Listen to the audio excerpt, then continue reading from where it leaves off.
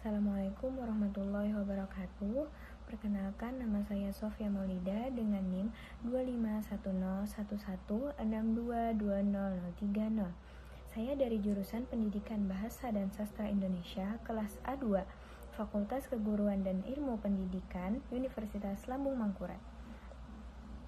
Dalam video ini saya akan menjelaskan peta konsep mengenai materi pendahuluan fonologi berdasarkan hasil diskusi dari perkuliahan kemarin. Nah, untuk pendahuluan fonologi di sini saya akan menjelaskan pengertian fonologi, ruang lingkup fonologi, serta fonologi dan ilmu disiplin lainnya. Nah, baiklah, yang pertama, pengertian fonologi. Secara etimologi, fonologi ini merupakan gabungan dari kata fon, yaitu bunyi, dan logi, yaitu ilmu. Secara sederhana, artinya ilmu bunyi. Jadi, fonologi ini adalah ilmu yang mempelajari tentang bunyi-bunyi bahasa yang diucapkan oleh alat ucap manusia. Nah, serta bagaimana bunyi itu disusun sehingga memiliki fungsi dalam bahasa. Nah, kemudian yang kedua ada ruang lingkup fonologi. Menurut hierarki, ruang lingkup fonologi ini terbagi menjadi dua bidang utama, yaitu fonetik dan fonemik. Untuk fonetik itu mempelajari tentang bunyi bahasa tanpa melihat apakah bunyi tersebut membedakan makna atau tidak. Nah, kemudian fonetik ini terbagi lagi menjadi 3 jenis, yaitu fonetik artikulatoris yang mempelajari tentang bagaimana bunyi itu dihasilkan. Nah, kemudian yang kedua ada fonetik akustik, yaitu mempelajari tentang bunyi sebagai fenomena fisik atau gelombang suara. Nah, kemudian yang ketiga ada fonetik auditoris. Ini mempelajari tentang bagaimana bunyi itu disusun dan diproses oleh telinga manusia. Nah, selain itu juga dikenal istilah seperti vokal yang merupakan hasil bunyi tanpa hambatan udara. Nah, sebaliknya konsonan itu merupakan bunyi yang dihasilkan dengan hambatan suara. Kemudian ada silabal, itu suku kata. Artinya satuan bunyi terkecil dalam suatu ujaran. Nah, kemudian ada lagi bunyi segmental dan bunyi suprasegmental yang merupakan unsur seperti tekanan, kemudian panjang pendek bunyi, dan intonasi. Nah, kemudian ruang lingkup yang kedua ada fonemik. Fonemik ini adalah ilmu yang mempelajari bunyi yang berfungsi membedakan makna. Nah, kemudian objek kajian fonemik ini adalah fonem. Fonem sendiri adalah bunyi yang dapat membedakan arti suatu kata. Selain itu, dalam fonemik juga ada alofon.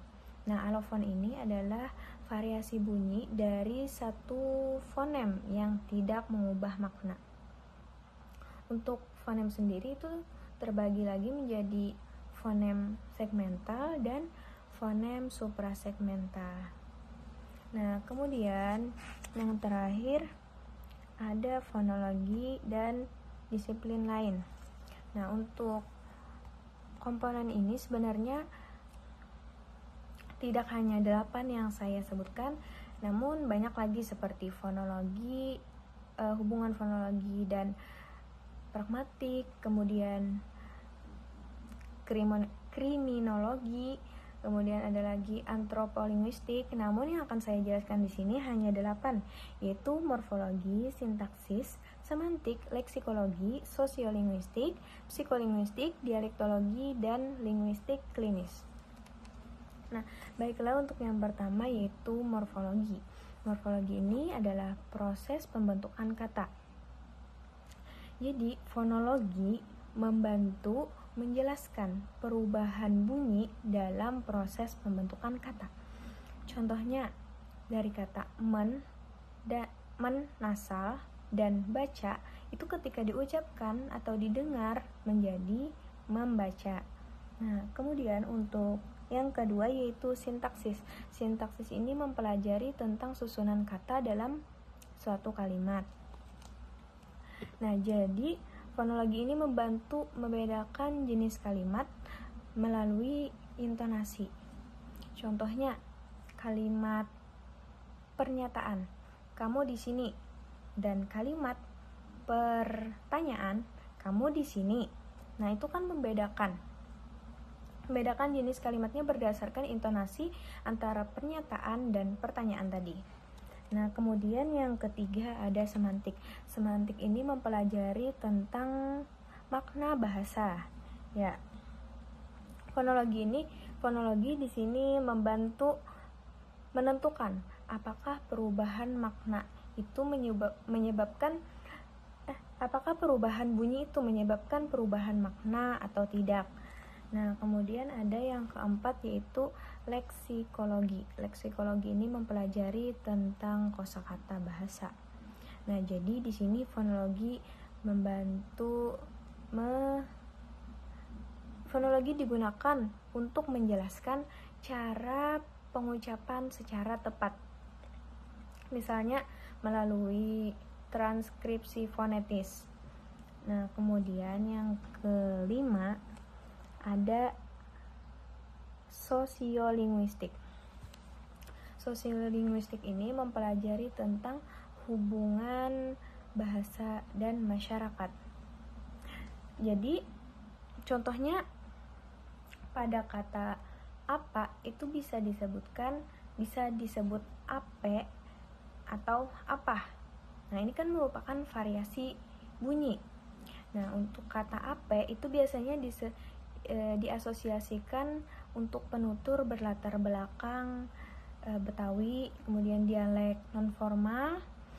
Untuk apa, kata apa itu biasanya diasosiasikan untuk penutur berlatar belakang Melayu. Nah, jadi dari bunyi e dan ah pada kata apa itu menunjukkan identitas sosial si penutur itu, baik dari segi etnis, kemudian asal daerah, atau latar budaya. Nah, kemudian ada psikolinguistik. Psikolinguistik ini mempelajari tentang hubungan bahasa dan proses mental manusia. Contohnya, mengapa bunyi bilabial lebih dahulu bisa diucapkan oleh kanak-kanak daripada bunyi dental atau palatal. Nah, di sini bunyi bilabial seperti P, B, atau M itu lebih dahulu bisa diucapkan oleh anak-anak karena hanya melibatkan gerakan kedua bibir. Nah, sedangkan bunyi dental atau palatal itu memerlukan kombinasi lidah yang kompleks sehingga diperoleh lebih lambat oleh kanak-kanak. Nah, kemudian ada dialektologi.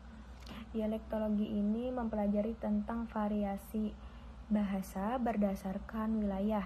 Misalnya penyebutan kata apa dalam dialek Jakarta atau Betawi, apa itu bisa diucapkan ape, ape, dan apa. Nah, begitu. Nah, kemudian yang terakhir ada linguistik klinis.